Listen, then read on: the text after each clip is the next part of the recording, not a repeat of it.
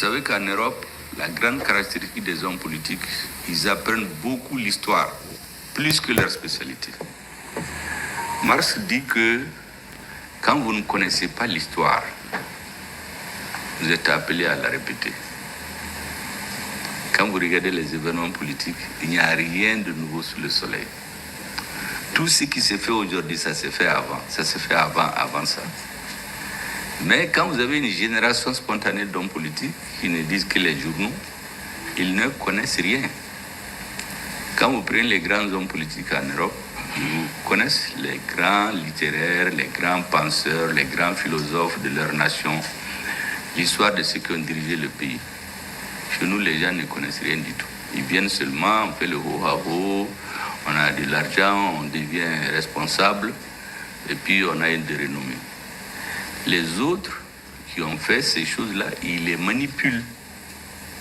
Ils étudient les psychologies. Quand vous regardez par nos dirigeants, ils sont très sensibles à la flatterie. Ils aiment beaucoup ça.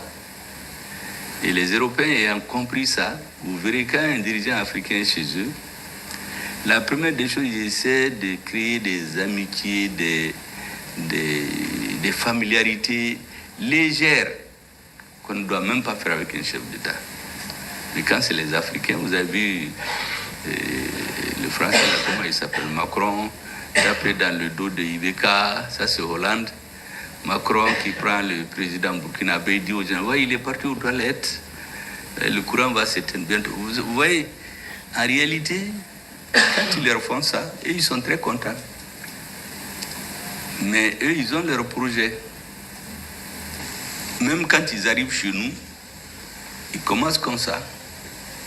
Au début de l'opération Serval, par exemple, moi j'ai assisté à une réunion avec un certain nombre de personnalités. Tout de suite, les Africains, c'est les blagues familiales. Moi, je suis assis, il y a quelqu'un qui a voulu. Les Européens s'assoient, ils nous observaient. Il est venu essayer de blaguer. Je lui ai dit vraiment, asseyez-vous à votre place. Quand on finira notre réunion, on aura le temps de blaguer. Et quelqu'un dit, oui, le DAF, c'est l'homme le plus important ici. Les Européens notent tout ça. Ça veut dire que les gens sont portés sur l'argent. Pour celui qui a l'argent est le plus important. Bon, c'est des petites choses comme ça qu'ils accumulent et ils n'ont aucune considération pour nos dirigeants. C'est pour cela que dans ces pays-là, ils sont convaincus qu'il n'y a pas de dirigeants africains qu'on ne peut pas corrompre. Les chefs d'État deviennent des petits commissionnaires. Il y a des pays, quand les gens vont leur rendre visite, ils mettent des enveloppes d'argent dans leur chambre. Moi, je connais des présidents ici. Ils vont en délégation dans certains pays que je connais.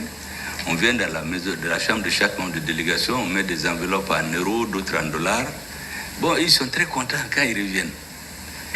Mais celui qui fait ça, il sait pourquoi il fait ça. Il fait ça du premier au dernier de la délégation, jusqu'au président. Tout ça, ça dénote un peu de la nature des gens, comment ils vont les influencer. Comment vous pouvez imaginer qu'un chef d'État devient un commissionnaire d'un autre chef d'État? On l'a vu ici, les gens ne le savent pas, par exemple, nous on l'a vu. Ou bien vous partez dans un pays 2 fois, 3 fois, 4 fois, même suivant les usages diplomatiques, ils refusent de venir chez vous. Mais en attendant, ils vous vassalisent avant, par des cadeaux, par des petits accueils. Vous dites que c'est votre ami. Bon, lui, il sait ce qu'il cherche. Donc les gens ne lisent pas chez nous. Moi, j'ai vu récemment, j'ai fait un livre, bien sûr, à sensation, semble-t-il. Il y a des gens qui viennent critiquer le livre. Vous savez ce qu'ils disent? Ah, je ne l'ai pas lu, mais on ne doit pas l'écrire maintenant. Le pays est dans les problèmes, c'est pas maintenant d'écrire. Mais est-ce que le cerveau, la nuit, là? Mais c'est pendant les périodes difficiles qui est la plus grande créativité. Vous savez, en médecine et dans la science, les plus grandes inventions sont faites pendant les moments de conflit.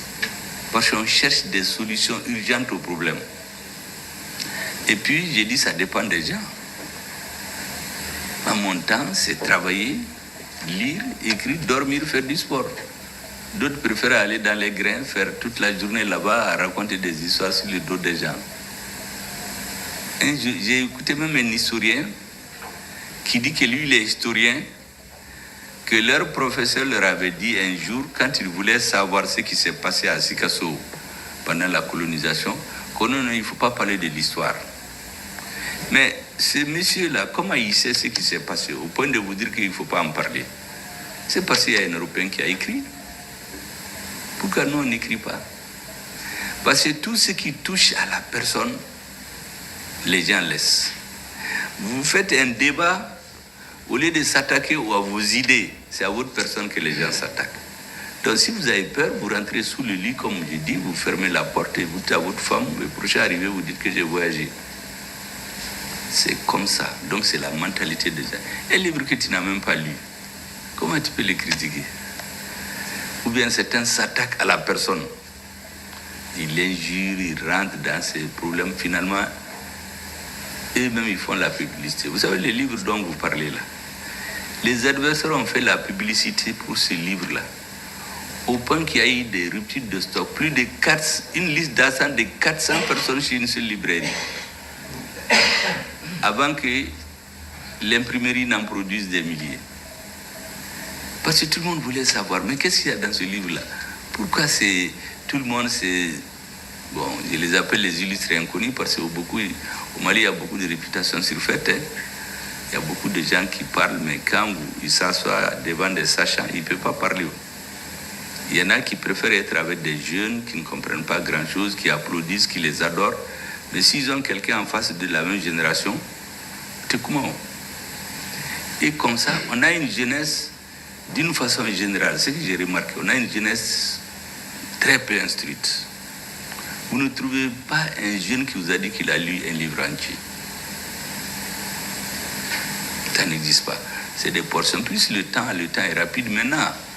On a amené TikTok, on a amené des choses de quelques secondes. Mais quand vous partez dans les pays qui ont inventé ça, vous partez par exemple dans les pays comme la Chine, les enfants ne vont jamais les laisser toute la journée devant l'ordinateur.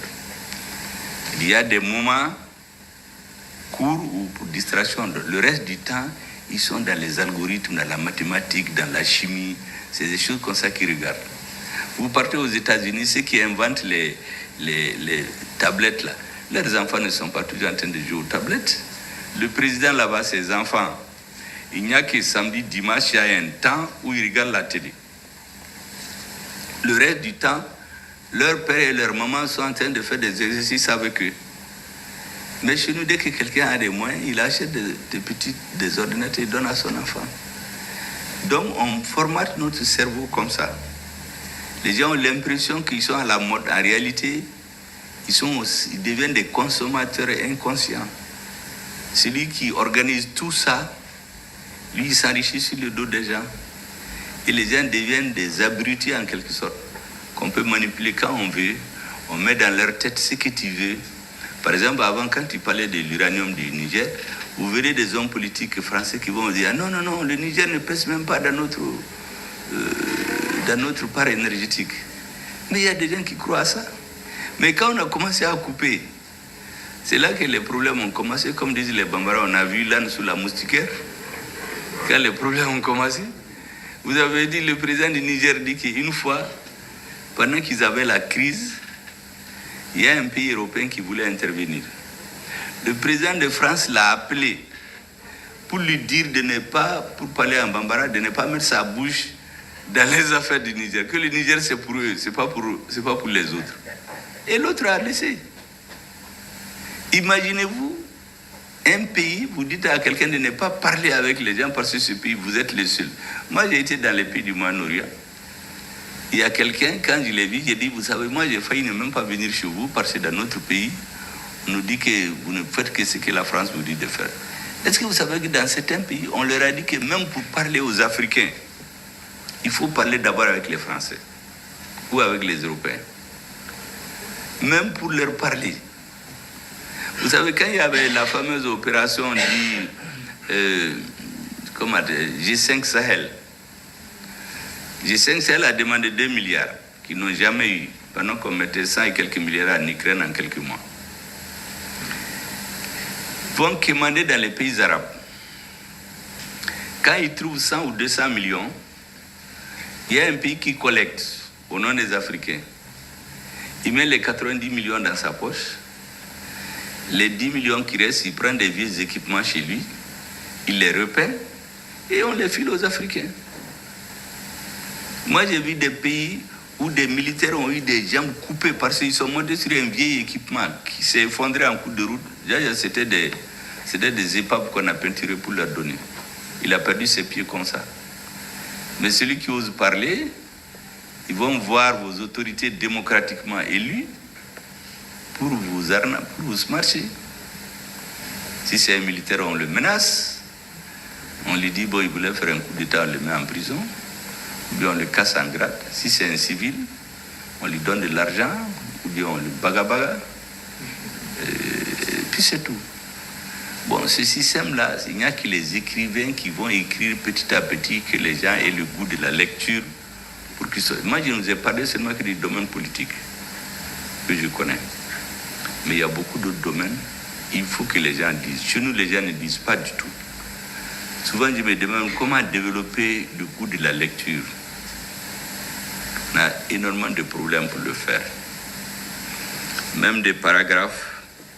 Quelqu'un comme les Yambo Welegem, les Amadou Ampateba, les Philippe Dabo, quand vous les lisez pour un homme public, vous n'avez besoin de rien apprendre ailleurs.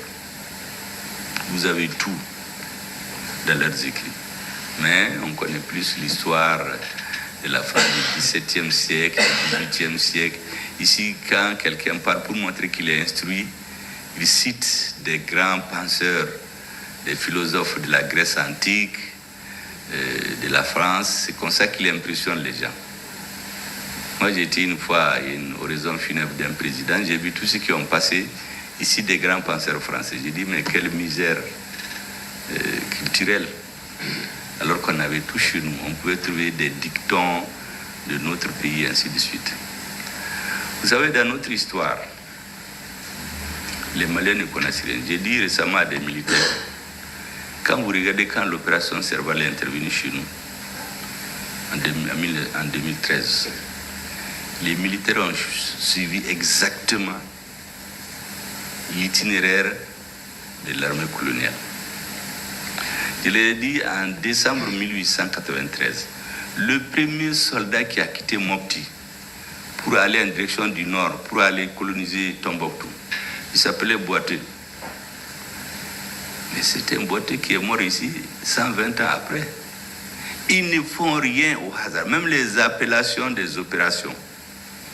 Barkhane, Serval, Takuba, tout ça, ça a une signification. On n'amène rien au hasard.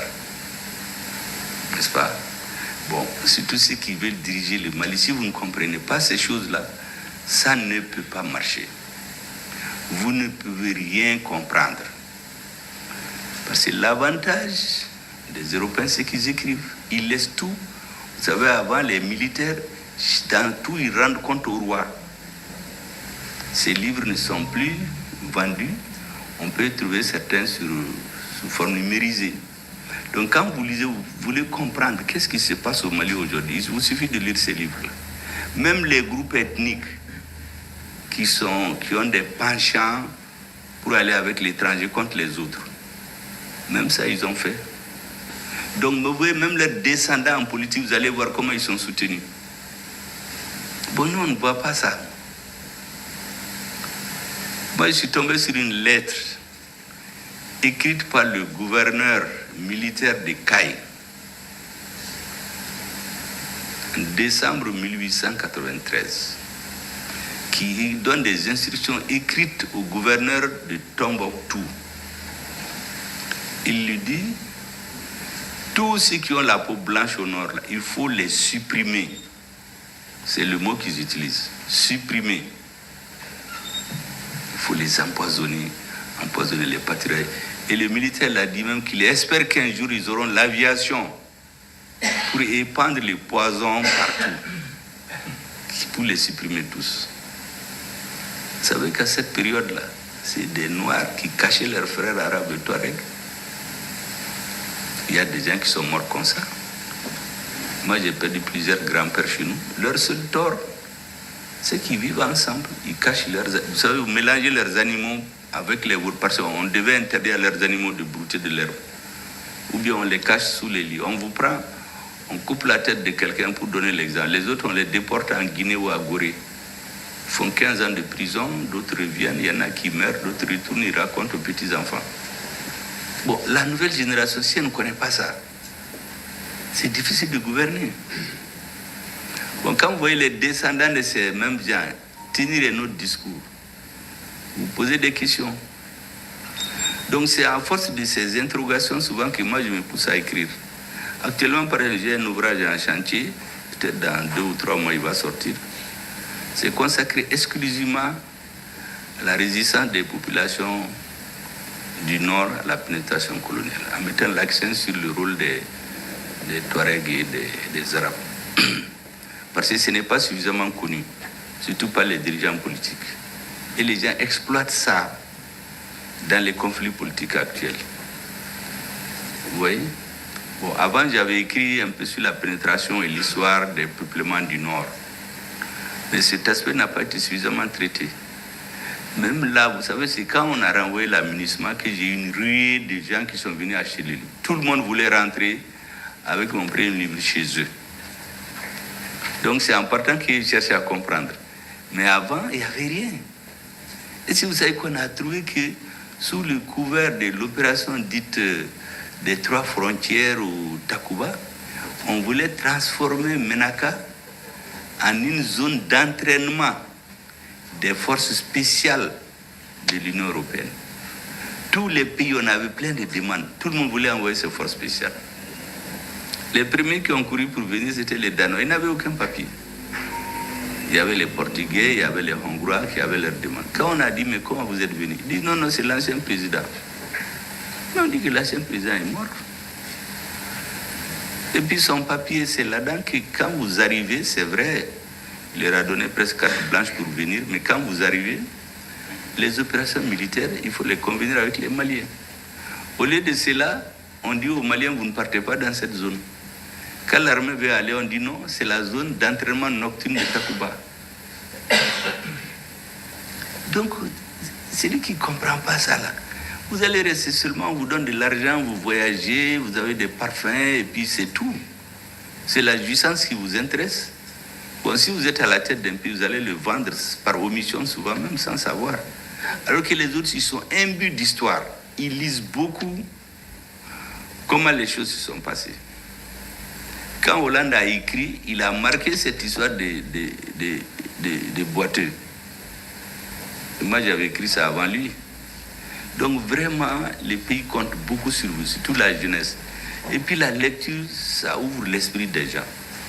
Quand vous lisez certains livres-là, j'ai dit aux gens, les livres de Marx, par exemple, Le Capital, si vous le lisez intégralement, même si vous n'êtes pas d'accord, ça va rester un impact sur votre manière de raisonner et d'aborder les problèmes. C'est ça l'avantage du livre, ça t'ouvre l'esprit, quoi. C'est pas que tu retiens tout ce qui est là-dedans. Et donc c'est vraiment quelque chose de très utile. Maintenant, ce que je vous conseille, il faut écrire au président. Vous savez, c'est la nouvelle génération. Je pense que aujourd'hui, le président, le ministre de la Culture, il veut mettre la culture au centre du nouveau Mali. Il faut lui écrire et lui donner tout l'honneur pour ça. Il va juger, il peut déléguer son premier ministre, ou bien lui-même il va prendre en charge, ou dire de le confier à des ministres. Comme ça, c'est un niveau plus haut. Que ça, il faut que vous-même vous adressiez à lui. Je pense que c'est très valorisé, parce qu'il accorde beaucoup d'importance à la culture aujourd'hui.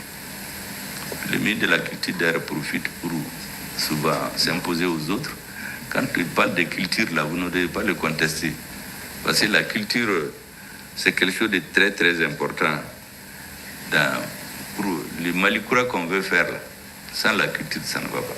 Parce que comme on dit dans la vie, quand l'homme perd tout, ce qui lui reste, c'est la culture. C'est la chose que vous ne pouvez pas lui enlever. Vous pouvez le tuer, vous pouvez l'affamer, vous ne pouvez pas lui enlever sa culture. Voilà. Donc vraiment, merci beaucoup. Je pense qu'il faut aller de haut en bas, comme on dit, de haut en bas. Il faut saisir le président avec vos initiatives. Je suis sûr que quand il va examiner ce dossier, parce que c'est ultra stratégique cette question, c'est nouveau chez nous, il va donner à ça l'importance qu'il faut. Et comme c'est les Maliens de l'extérieur, c'est la culture, je crois que les deux ministres vont être les vrais maîtres d'œuvre, ceux qui vont vous accompagner dans tout. Mais si c'est la présidence qui pilote ça, nous allons au niveau du gouvernement traiter ça, comme on dit, avec les deux mains. En tout cas, merci beaucoup. Et nous sommes très heureux de votre visite. Je crois que ça doit avoir une suite pour que dans quelques années, vous puissiez vous rappeler de l'année 2024, année au cours de laquelle vous avez posé une nouvelle pierre dans la construction nationale, en initiant cette organisation qui me semble très très importante pour l'avenir de notre pays. C'est ce que je veux dire, M. Diakité, et merci beaucoup.